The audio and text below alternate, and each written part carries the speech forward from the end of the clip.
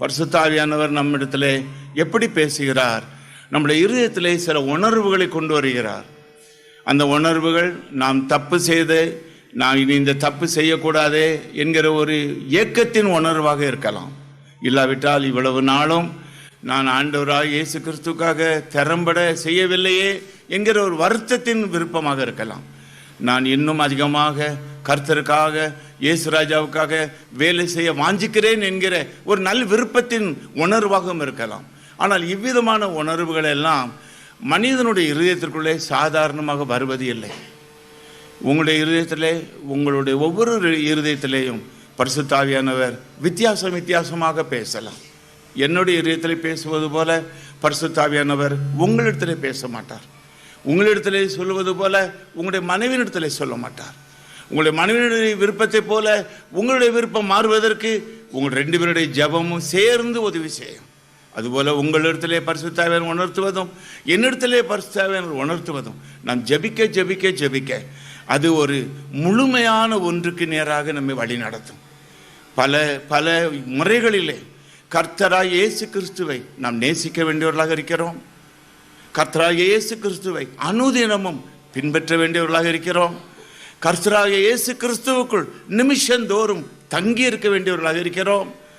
இவைகள் எல்லாவற்றையும் நாம் பார்க்கும் பொழுது இது நம்மால் முடியக்கூடிய காரியமே அல்ல. ஆனால் இது பரிசுத்த ஆவியானவரால் நிச்சயமாக முடியக்கூடிய ஒரு எளிமையான ஒரு காரியம்தான். அதற்காகத்தான் நீங்களும் நானும் பரிசுத்த ஆவியானுடைய உணர்த்துதலை உணர்ந்து கொண்டே இருக்க வேண்டும். பரிசுத்த ஆவியானவர் என்னிடத்தில் என்ன சொல்லுகிறார்? ஆவியானவர் என்ன சொல்லுகிறார்? ஏனென்றால் நீங்கள் நன்றாக மனதில் வைத்துக் கொள்ளுங்கள். ஆதியாகமத்தில் இருந்து மல்கியா தீர்க்கதரிசி வரைக்கும் யெகோவாவின் காலம். ஆதியாகமத்தில் இருந்து மல்கியா வரைக்கும் பழைய ஏற்பாடு முழுவதும் யெகோவாவின் காலம். அதன் பின்னர் மத்தேயு முதல் அதிகாரத்தில் இருந்து யோவான் கடைசி அதிகாரம் வரை 21வது அதிகாரம் வரை இயேசு கிறிஸ்துவனுடைய சரீர பிரகாரமான காலம். இந்த உலகத்திலே இயேசு கிறிஸ்துவனுடைய சரீர பிரகாரமான காலம். ஆனால் அப்போஸ்தலர் 2வது அதிகாரத்தில் இருந்து இயேசு கிறிஸ்துவனுடைய வருகை வரைக்கும் பரிசுத்த ஆவியானவருடைய காலம். இதை நீங்கள் மனதில் வைத்துக் கொள்ள வேண்டும்.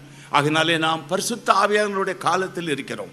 பரிசுத்த ஆவியானவர் 50வது நாள் உயிர்த்தெழுந்த 50வது நாள் இந்த உலகத்திற்கு வந்தார்.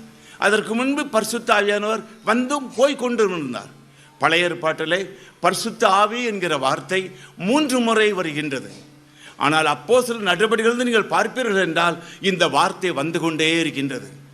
பரிசுத்த ஆவியானவர் அப்போஸ்தலர் 2வது அதிகாரம் மேல் வீட்டிலே வந்து லேண்ட் ஆகும் வரைக்கும் அவர் வந்தும் போயுமாக இருந்தார்.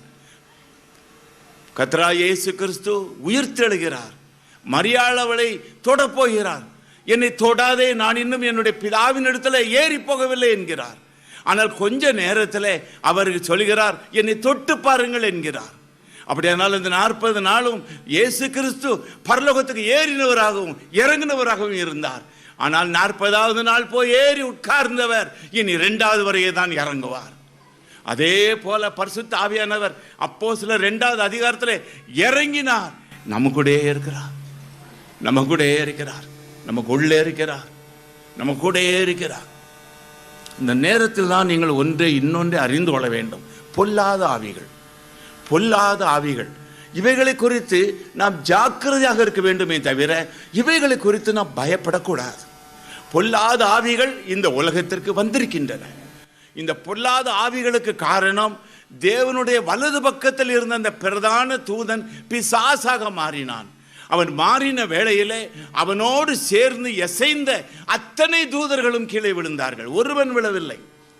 அவனோடு கூட சேர்ந்து 1000 தூதர்கள் கீழே விழுந்தார்கள். 1/3 என்று சொல்லி வெளிப்படுத்தின விசேஷத்தில் வருகின்றது. 1/3 ஒரு பங்கு தூதர்கள் கூட்டம் கீழே விழுந்தது. அதனாலே அந்த லீடர் அவன்தான் பெயர்செபூல். அவன் வலது பக்கத்திலே இருந்தவன் அவன் கீழே விழுந்து விட்டான். அவன் கீழே விழுந்ததிலே இருந்து பொல்லாத ஆவிகள் இந்த உலகத்திலே எங்கும் இருக்கின்றது. பொல்லாத ஆவிகள் இல்லாத இடமே இந்த உலகத்தை பொறுத்த மட்டிலே இல்லை. பரிசுத்த ஆவியானவர் பொல்லாத ஆவிகள், பிசாசின் ஆவிகள். இதற்கு இடையிலே நீங்களும் நானும், மனிதர்களாகிய நீங்களும் நானும். இந்த முறையிலே தான் இந்த உலகம் சிருஷ்டிப்பின் நாளிலே அருமையாக இருந்த உலகம் 3ஆம் அதிகாரத்திலே ஆதாமும் ஏவாளும் ஒரு சின்ன தப்பு செய்ததினாலே ஒரு பெரிய எதிரொலியாகிவிட்டது. நாம் செய்யும் சின்ன தப்புகளும் கூட ஒரு பெரிய நஷ்டத்தை கொண்டு வர முடியும் என்பதற்கு ஒரு ஆதாரமாகவும் இருக்கின்றது. அருமையானவர்களே, இந்த உலகத்தினுடைய அடிப்படை தத்துவம் வேத புத்தகத்தில் தான் இருக்கின்றது. வேறு எந்த புத்தகத்திலுமே இல்லை. வேத புத்தகம்தான் மனிதனை பற்றியும், மனிதனுடைய ஆவி, ஆத்துமா, சரீரம் இதை பற்றியும், மனிதனுடைய உலகத்தின் நாட்களை பற்றியும், உலகத்தின் நாட்கள் முடியும் பொழுது ஒன்று அவன் ஸ்ட்ரைட்டாக பரலோகத்துக்கு போவான், அல்லது ஸ்ட்ரைட்டாக நரகத்துக்கு போவான். இவ்வளவுதான், வேறு ஒன்றுமே இல்லை. நாம் மரணத்திற்கு பிறகு பரலோகத்தில் எப்படி இருக்க வேண்டும் என்பதை குறித்து ஒரு பயிற்சி கொடுக்கவே பரிசுத்த ஆவியானவர் நம்மோடு இருக்கிறார். இது நீங்கள் மறந்தே விடாதீர்கள். இந்த உலகத்திலே ஆவிக்குரிய வாழ்க்கை நடத்துகிற நாம், இந்த உலகத்திலே பரிசுத்த ஆவியானவர் நம்மை ஆயத்தப்படுத்துகிறார். எதற்கு ஆயத்தப்படுத்துகிறார்? நமக்கு இன்னும் எத்தனை வருஷம் இருந்தாலும் பரவாயில்லை, ஆனால் ஒரு நாள் மற்றவர்களுக்கு அடித்த துக்குமணி நமக்கும் அடிக்கும். நாம் அநேகருடைய பிரேத பெட்டிகளை நம்முடைய கையினாலே சுமந்தோம், ஆனால் நம்முடைய பெட்டிகளை யாராவது சுமக்கத்தான் போகிறார்கள். எத்தனையோ கல்லறைகளிலே நாம் மண்ணுகளையும், மண்ணுக்கு மண், சாம்பலுக்கு சாம்பல், புழுதிக்கு புழுதி என்று போட்டோம். நமக்கும் யாராவது போடத்தான் போகிறார்கள். மனிதர்கள் யாரும் நிரந்தரமே இல்லை. ஆனால் இந்த உலகத்திலே தான் நாம் நிரந்தரம் இல்லை. ஆனால் மனிதர்கள் சிருஷ்டிக்கப்பட்டது நிரந்தரமாகவே, இட்டர்னல் லைஃப். ஆனால் அந்த இட்டர்னல் லைஃப் அது ஹெல்லிலே இல்லாமல் நித்திய ஜீவனிலே இருக்கத்தக்கதாக பரிசுத்த ஆவியானவரை நமக்கு தந்து, நம்முடைய உள்ளத்திலே தந்து, நம்ம உள்ளகத்திலே அந்த பரலோக ராஜ்யத்தின் ஒரு சின்ன ருசியை வைத்திருக்கிறார். இந்த ருசியை நான் புசிக்க நான் என்றைக்கு காண்பேனோ என்கிற ஒரு ஏக்கத்தோடு தான் நான் ஒவ்வொரு நாளும் தூங்க போவோம். எனது கர்த்தரின் ராஜரீக நாள் எப்போ வருகுமோ ஏங்கும் என் களி நீங்க மகிழ்ச்சி எப்போ பெருகுமோ என்கிற ஒரே ஏக்கத்தோடு தான் நான் ஒவ்வொரு நாளும் இந்த உலகத்தை கடந்து செல்ல வேண்டியவர்கள். ஆனால் இப்படி கடந்து செல்லும் பொழுது பரிசுத்த ஆவியானவர் நம்மோடு நடந்து வருகிறார். நடந்து வந்து நம்முடைய எட்டுகள் எப்படி இருக்க வேண்டும் என்று கற்றுக் கொடுக்கிறார். நம்முடைய சிந்தனைகள் எப்படி இருக்க வேண்டும் என்று சொல்லிக் கொடுக்கிறார். நம்முடைய வார்த்தை எப்படி விழ வேண்டும் வாயிலிருந்து என்று சொல்லி அவரே சொல்லுகிறார். இதை பேசு, இதை பேசாதே, இன்னார் இடத்துல பேசு, இன்னார் இடத்துல பேசாதே, இந்த நேரத்தில் சொல், அவசரப்பட்டு சொல்லாதே. ஒவ்வொன்றையும் ஆண்டவர்களுக்கு சொல்லுவார். ஒவ்வொரு காரியத்திலேயும் நீங்கள் பரிசுத்த ஆவியானவரிடத்திலே கற்றுக்கொண்டே இருப்பதை நீங்கள் உணர்வீர்கள். இந்த உணர்தல் உங்களுக்குள் இருப்பதை தான் ஆண்டவர் என்ன சொல்லுகிறார்? நீங்கள் என்னுடையவர்கள், நான் உங்களுடையவன். அப்பொழுது நாம் என்ன சொல்கிறோம்? நான் கிறிஸ்துவுடையவன். விளங்குதா இந்த வார்த்தைகள் எல்லாம்? இதெல்லாம் இந்த அனுபவத்திற்குள் வராதவர்களுக்கு விளங்காத வார்த்தைகள் தான். எனக்கும் ஆண்டவருக்குள் வரும் முன்னாலே இந்த வார்த்தைகள் எல்லாம் விளங்கவில்லை, உங்களுக்கும் இந்த வார்த்தைகள்லாம் விளங்கவில்லை. இப்பொழுது நமக்கு விளங்கிவிட்டது என்றும் நாம் சொல்ல முடியாது. கொஞ்சம் கொஞ்சமாக விளங்குகின்றது, கொஞ்சம் கொஞ்சமாக தான் விளங்குகின்றது. கர்த்தராகிய இயேசு கிறிஸ்துவை, பரிசுத்த ஆவியானவரை, இயேசுவின் பிதாவாகிய தேவனை, இந்த வேத புத்தகத்தை நம் கண்மூடும் வரைக்கும் நாம் விளங்கிக் கொள்ளவே முடியாது, புரிந்து கொள்ளவே முடியாது, இது என்னவே முடியாது. ஆனால் இவ்வளவு கொஞ்சம் ருசித்த என் உள்ளம் கெஞ்சுதே, இன்னும் தேவை, இன்னும் தேவை என்று சொல்லிக்கொண்டே தான் போகும். இவ்விதமான ஒரு சூழ்நிலையிலே தான் கர்த்தர் உங்களையும் என்னையும் நடத்துகிறார். ஆகையினாலே தான் ஆவிக்குரிய ஜீவியத்திலே நமக்கு தெம்பு வந்துடக்கூடாது, அகம் வந்துடக்கூடாது, நான் கெட்டிக்காரன் என்கிற ஒரு வார்த்தை வந்துவிடக்கூடாது. ஆண்டவர் என்னைத்தான் உபயோகிக்கிறார், அவர்களை உபயோகிக்கவில்லை என்று ஒரு வாக்கியம் வந்துவிடக்கூடாது. எல்லா ஊழியங்களிலேயும் விஸ்வவாணி ஊழியம் தான் பெரிய ஊழியம் என்று ஒரு வார்த்தை வந்துவிடக்கூடாது. அவர் பெருகவும் நான் சிறுகவும் இல்பொருளாக வேண்டும். நாம் யோவான் ஸ்நானகனை போல ஒரு கூப்பிடும் சத்தமாக மாறிவிட வேண்டும். காரியங்கள் நடக்கின்றது, வீட்டில் அநேக நல்ல காரியங்கள் நடக்கின்றது, வேலைகளிலே அநேக நல்ல காரியங்கள் நடக்கின்றது. வியாபாரங்களில் அநேக நல்ல காரியங்கள் நடக்கின்றது. தோட்டங்கள் நல்ல மகசூல் கொடுக்கின்றது. வயல்கள் நல்ல விளைச்சலை தருகின்றது. பிள்ளைகள் நல்ல மாதிரி நடக்கிறார்கள். அருமையாக கல்வி கற்றுக்கொள்கிறார்கள். நல்ல வரன்கள் வருகின்றது. பிள்ளைகள் சந்தோஷமாக இருக்கிறார்கள். செய்திகள் வருகின்றது. இது எல்லாவற்றிற்கு காரணம் நான் அல்ல, இயேசுவே. இவ்வளவுதான் நாம் வைத்துக் கொள்ள வேண்டும். என்ன நல்ல காரியம் நடந்தாலும் இயேசுவால் நடக்கின்றது. என்ன கெட்ட காரியங்கள் நடந்தாலும் என் தவறினால் நடக்கின்றது, என் குறையினால் நடக்கின்றது. நான் இன்னும் அதிகமாக நான் என் பரிசுத்தமாக வேண்டும். இன்னும் அதிகமாக நான் ஆண்டவரை நெருங்க வேண்டும். இன்னும் அதிகமாக நான் முழங்கால் படியிட வேண்டும். இதை நாம் நம்முடைய மனதிலே உணர்த்துவது தான் பரிசுத்த ஆவியானவர். இது நாமே நம்மை உணர்த்தி கொள்ள முடியாது. இந்த அறிவு மனிதனுக்குள் வரக்கூடியதே அல்ல. மனிதன் என்றாலே ஈகோ தான், நான் தான், அந்த கர்வம் தான், நான். அது அதிகமாக இருக்கும் பொழுது ஆவியானவர் வந்து நம்மை தட்டுவார். நான் அல்ல கிறிஸ்துவே, நான் அல்ல கிறிஸ்துவே. ஆகையினாலே நீங்கள் இந்த வாஞ்சியோடு வந்திருப்பதனாலே தான் உங்களிடத்திலே நான் ஒரு கேள்வியை கேட்க விரும்புகிறேன்.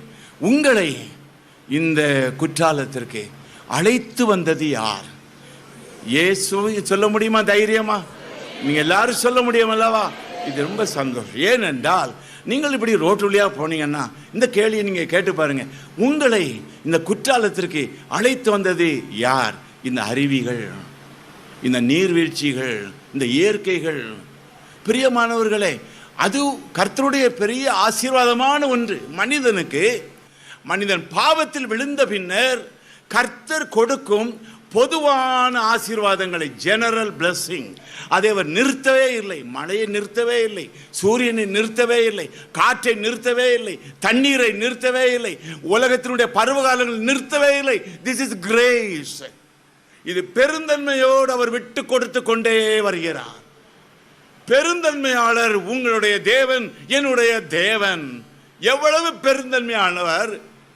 என்னையே பொறுத்து கொண்டிருக்கிறாரே. அவர் பெருந்தன்மையாளராக இருப்பதனாலே இந்த அருவிகள் எல்லாம் ஓடுகின்றது.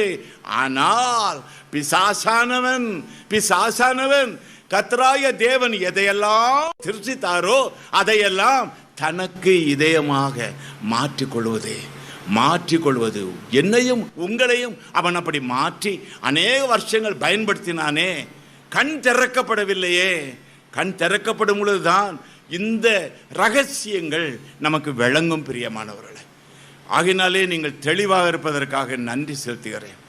ரோமர் 1 அதிகாரம் 1 வசனம் பாருங்க. அந்த வசனத்தை நல்லா ஸ்லோவாக நீங்கள் வாசிக்கணும். ஒவ்வொரு வசனத்தையும் நீங்கள் காலையில் பைபிள் வாசிக்கும் போது வாசிங்க, ஒரு அதிகாரத்தை வாசிங்க. ஆனால் அதுக்கு பிறகு நீங்கள் ஸ்லோவாக வாசிக்கணும். நீங்கள் வார்த்தையாக வாசிக்கணும். நீங்கள் இப்போ இந்த அதிகாரத்தை என்னோடு சேர்ந்து படிங்க. இயேசு கிறிஸ்துவின் ஊழியக்காரன். யாருடைய ஊழியக்காரன்? இயேசு கிறிஸ்துடைய ஊழியக்காரன். இதை நான் மறக்கக்கூடாது, நீங்களும் மறக்கக்கூடாது. நான் இயேசு கிறிஸ்துவனுடைய ஊழியக்காரன். நான் இயேசு கிறிஸ்துவை பின்பற்றுகிறவன். எந்த சூழ்நிலையிலையும் இது நம்முடைய மனதிலே இருந்தால் 4 பேர் 4 சொல்லும் பொழுது நாம் அதற்கு எசைய மாட்டோம். இயேசு கிறிஸ்துவின் மூலம் மகிமையடைய வேண்டும் என்றால் பரிசுத்த ஆவியானவர் எனக்கு என்ன சொல்லுகிறார்? உலகத்தில் எல்லாரும் எத்தனையோ சொல்லுவார்கள், சொல்லத்தான் போகிறார். நீங்கள் இந்த மீட்டிங் முடிச்சுட்டு வீட்டுக்கு போங்கள், ஒரு காரியத்தை பேசுங்கள், ஒவ்வொன்று சொல்லத்தான் போகிறார்கள். ஆனால் எல்லாரும் சொல்கிறதை நாம் கேட்க வேண்டியதுதான். ஒவ்வொருத்தருடைய வார்த்தைகளுக்கும் நாம் ரெஸ்பெக்ட் கொடுக்க வேண்டியதுதான். ஆனால் நாம் கடைசியிலே முடிவெடுக்க வேண்டியது என்ன? ஆவியானவர் என்ன சொல்லுகிறார்? இயேசு கிறிஸ்து என்ன சொல்லுகிறார்? வசனம் என்ன சொல்லுகின்றது? இதை நாம் பார்க்க வேண்டும் என்றால் அடிப்படையிலே நமக்கு எப்பொழுது இருக்க வேண்டியது, நான் இயேசு கிறிஸ்து உடையவன். நீங்கள் யாராவது முழு நேர ஊழியக்காரர்களாக இருப்பீர்கள் என்றால் நீங்கள் இயேசு கிறிஸ்துனுடைய ஊழியக்காரர்கள். இயேசு கிறிஸ்துனுடைய ஊழியக்காரர்கள், கர்த்தருடைய பிள்ளைகள், கர்த்தருடைய ஜனம், விசுவாசிகள் என்று நீங்கள் இருப்பீர்கள் என்றால் நீங்கள் இயேசு கிறிஸ்துவை விசுவாசிக்கிறவர்கள், இயேசு கிறிஸ்துவை பின்பற்றுகிறவர்கள். இதிலே நீங்களும் நானும் மிகவும் தெளிவாக இயேசு கிறிஸ்துவின் ஊழியக்காரனும். அடுத்தது பாருங்கள், அப்போஸ்தலனாகும்படி அழைக்கப்பட்டவன். அடுத்தது பாருங்கள், தேவனுடைய சுவிசேஷத்திற்காக பிரித்து எடுக்கப்பட்டவன். எவ்வளவு கிளியராக, எவ்வளவு தெளிவாக அவர் இருந்ததினாலே தான் அவர் அவ்வளவு ஊழியம் செய்ய முடிந்தது. தெளிவு இல்லாவிட்டால் சந்தேகங்கள் தான் வரும் பிரியமானவர்களே. தெளிவு இருந்தால் துணிவு உண்டு பிரியமானவர்களே. ஆண்டவர் என்ன சொல்லுகிறாரோ அதை செய்வதற்கு நமக்கு கீழ்ப்படிய வேண்டிய அந்த துணிவு, அந்த மன தைரியம், அந்த திடன் நமக்குள் வந்துவிடும் பிரியமானவர்களே, நமக்கு வரும். ஆகையினாலே தான் நாம் தெளிவுள்ளவர்களாக இருக்க வேண்டும் என்றால் நமக்கு முதலாவது பாருங்கள், பரிசுத்த பவுலை அவர் எப்படி அழைத்தார்? அப்போஸ்தலனாகும்படி அழைத்தார். என்னை எப்படி அழைத்திருக்கிறார்? எனக்கு என்ன காலிங்? அழைப்பு என்றால் காலிங். நம்மளை அழைக்கிறார், நம்மை அழைக்கிறார். பிசாசு கூப்பிடுவான், உலகம் நம்மை கூப்பிடும். ஆனால் அழைப்பு என்பது பரலோகத்துக்கு உரிய ஒரு வார்த்தை. அது உலகத்தில் உன் பையன், உன் ஃப்ரெண்டு ஒன்று கூப்பிடுறான், உன் ஃப்ரெண்டு ஒன்று அழைக்கிறான்னு யாரும் சொல்ல மாட்டோம். உலகம் நம்மளை கூப்பிடும், மற்ற பாவம் நம்மை கூப்பிடும். ஆனால் இயேசுவோ அழைக்கிறவர். அழைப்பு என்பது இதயத்திலே வரும், மனிதருடைய கூப்பிடுதல் என்பது நமது காதுகளிலே வரும். இயேசு நம்மை அழைக்கிறார். அப்படி அழைக்கும் பொழுது ஒவ்வொருவரையும், சகோதரர்களை, சகோதரிகளை, முழு நேர ஊழியர்களை, ஒவ்வொருவரையும் ஒவ்வொரு விதமாக அழைக்கிறார். இந்த கூட்டத்தில் ஒருவேளை ஆண்டவராகிய இயேசு கிறிஸ்து என்னை நான் பின்பற்றுகிறவன், அவர் விசுவாசிக்கிறவன், ஆனால் என்னை எதற்காக அழைக்கிறார்? என்னை ஒரு குருவானவராக போக அழைக்கிறாரா? என்னை ஒரு மிஷினரியாக போக அழைக்கிறாரா? என்னை மிஷினரிகளை தாங்குகிற ஒரு பிரதிநிதியாக அழைக்கிறாரா? என்னை கர்த்தருடைய சபையை கெட்டத்தக்கதாக ஒரு கெட்டுகிறவனாக என்னை அழைக்கிறாரா? அல்லது உலக பிரகாரமான ஒரு செயலிலே என்னை சாட்சியாக, ஒரு லீடராக, ஒரு டீச்சராக, ஒரு ப்ரொஃபஸராக, ஒரு நர்ஸாக, ஒரு லாயராக என்னை அழைக்கிறாரா? பிரியமானவர்களே, கர்த்தராகிய இயேசு கிறிஸ்துவை ஏற்றுக்கொண்ட உடனே நாம் எந்த வயதில் இருந்தாலும் பரவாயில்லை, நம்முடைய அகாடமிக் கேரியர், நம்முடைய ப்ரொஃபஷன் எல்லாமே அழைப்பு அழைப்பு அழைப்பு அழைப்புனே வரும். ஆண்டவர் என்னை லா படிக்க முடிய அழைக்கிறார். ஆண்டவர் என்னை தியாலஜி படிக்க முடிய அழைக்கிறார். ஆண்டவர் என்னை அவருடைய ஊழியங்களுக்காக சிரத்தை எடுக்க முடிய என்னை அழைக்கிறார். ஆண்டவர் என்னை முழு நேரமாக அழைக்கிறார். இதுதான் நாம் தெளிவாக இருக்க வேண்டியது.